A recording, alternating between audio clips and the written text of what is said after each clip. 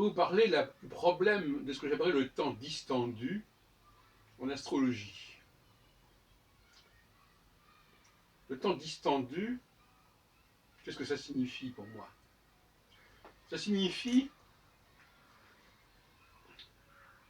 qu'au lieu d'avoir des rapprochements entre des périodes rapprochées, on a des rapprochements entre des périodes éloignées. Quand, par exemple, certains astrologues traitent de la cyclologie, comme Yves Lenoble, dans certains cas, ça peut concerner une cyclologie très courte, avec des planètes dont la révolution est très courte, comme Mars par exemple, voire même Jupiter, puisque l'opposition de Jupiter à sa position d'origine, enfin, bon, je ne peux pas rentrer dans les détails parce qu'il y a des problèmes là à ce niveau-là, c'est la moitié du cycle de Jupiter, c'est-à-dire c'est 6 ans. Mais avec Saturne, c'est 14 ans, avec Uranus, c'est 42 ans, l'opposition de Neptune avec sa position de départ, et notamment par rapport au thème de naissance, et de 82 ans. Bon, donc, de toute façon, dès qu'on passe à des planètes transsaturniennes, on a un temps distendu. C'est-à-dire qu'on a quelque chose qui, même si on se limite donc, à conjonction, carré, opposition, on a des temps assez longs.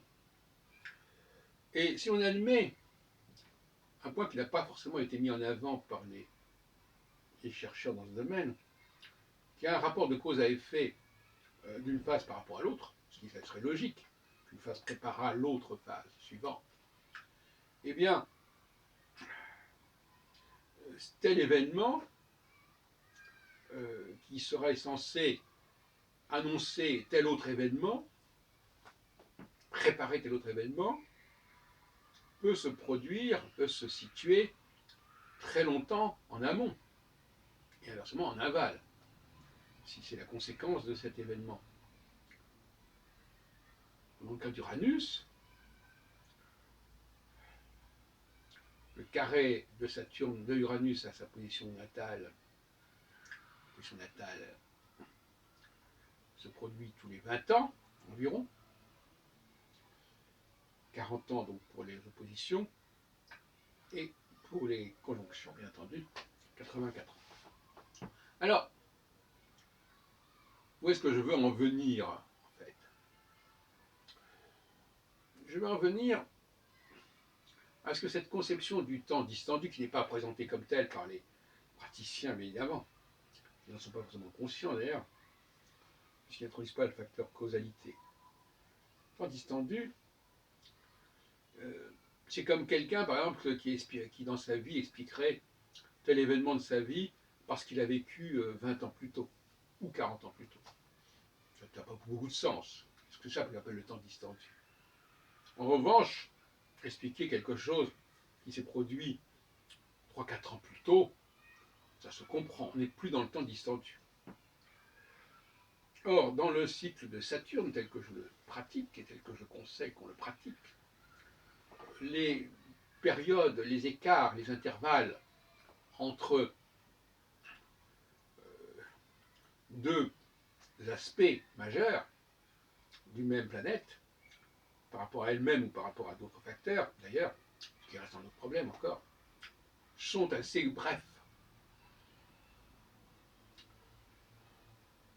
Même si on n'en tient qu'à la conjonction et à l'opposition, dans l'astrologie du baromètre astrologique alpha-oméga, où il n'y a pas d'opposition au sens strict, mais il y a le quart d'une opposition, comme diraient nos amis allemands de la cosmobiologie d'Ebertin, 90 degrés, on passe de 360 à 90 degrés, donc tout est divisé par 4. eh bien, 30 divisé par 4, ça fait 7. Et la moitié de 7, c'est 3 ans et demi. Donc vous voyez qu'on va dans des... Et si on devait encore diviser par 3 ans et demi, on aurait 22 mois. Et on a là donc quelque chose qui n'est pas du tout de l'ordre du temps distendu. Alors, je crois que c'est là un argument massu contre